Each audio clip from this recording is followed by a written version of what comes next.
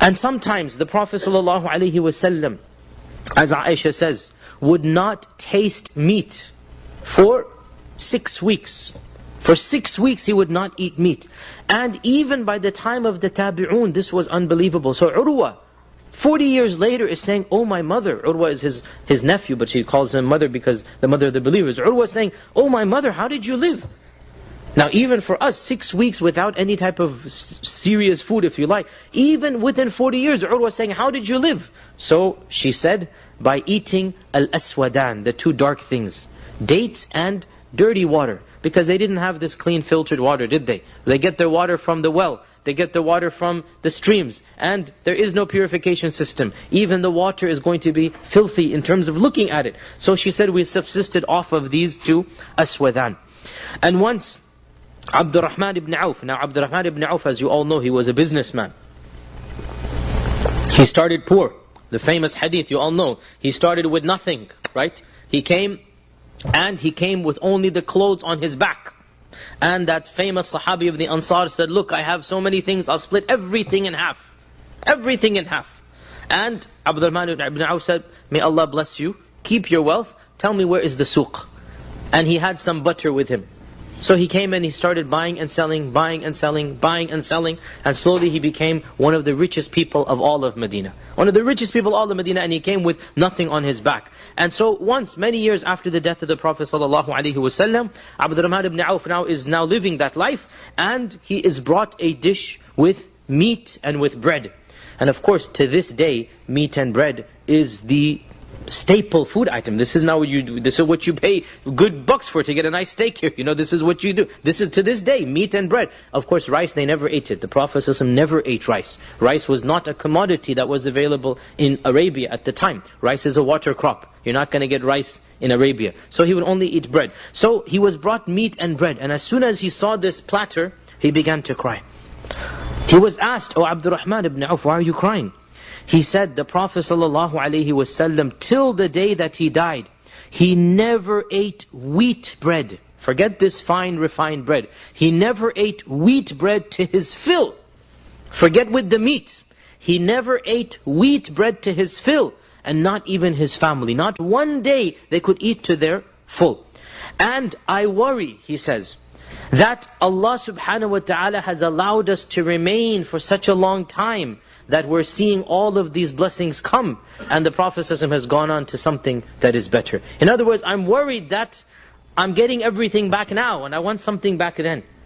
And I'm worried that Allah is allowing me to live much longer, and everybody else has gone by.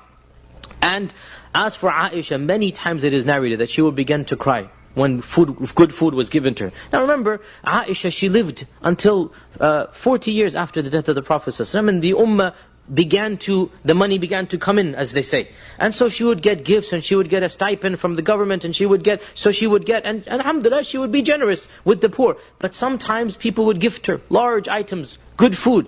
And it is narrated multiple times that when she saw all of this food, she would begin to cry. And she would say the same thing, that the Prophet ﷺ never ate rusty bread or hard bread to his fill, even one day in his life. He never got to eat all of this full. Of course he ate bread, but to his full, even one day of his life.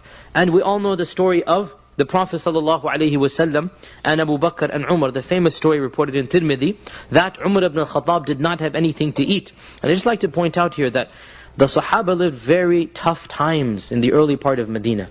Before the conquest began, before the money began pouring in, Medina was a very difficult place to live in.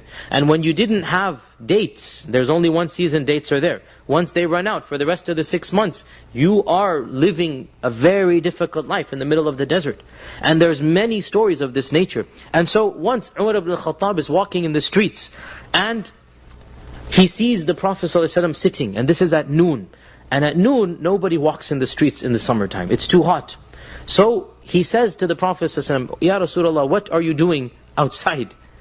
And the Prophet ﷺ knows that Umar is outside for one reason, and that is he doesn't have food at home. So he says, the same reason as you. Same reason as you. I mean, I'm just sitting outside, there's nothing to eat at home. And as they're sitting there, Abu Bakr as well is walking. Because you cannot sit at home and you're hungry, you just want to walk around, just go outside.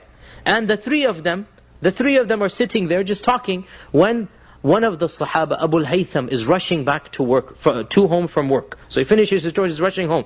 So he says, Ya Rasulullah, what are you three doing at this time of the day? And so Umar says, well, we didn't have anything to eat, so we're just sitting here basically talking, So Abu al-Haytham says, La, this is not possible. This is not possible. That the three best people, now you're sitting here. So he knows that he has a goat, an old goat at home. So he tells them, come to my house and I'll give you food. I will prepare food for you. Come to my house. So he rushes home. He only has one goat that is past the age of giving milk. It's an old goat. So he tells his wife, by Allah, we need to sacrifice this goat. We need to get rid of the goat. And you cook the food, I will knead the dough, we're going to make some bread, so we will give him meat and bread. And so the Prophet Abu Bakr and Umar, they came and they ate meat and bread, which is of course the luxurious food item of that time and to this day. And then what was the response of the Prophet when he finished all of this? After not having anything at home, he reminded Abu Bakr and Umar. He reminded them that they left their houses hungry. And Allah gave them this meal. Ya Abu Bakr and Umar, ثُمَّ لَتُسْأَلُنَّ يَوْمَئِذٍ عَنِ النَّعِيمِ. Allah is going to ask you on that day about this food. What did you do with it? And did you thank me enough for it? SubhanAllah, wallahi, one of us, we three meals a day, we don't even think about Allah's blessings, right? And the Prophet ﷺ is so conscious that Allah is going to ask you about this na'im. ثُمَّ لَتُسْأَلُ. You're going to be asked about this blessing that Allah subhanahu wa ta'ala has given you.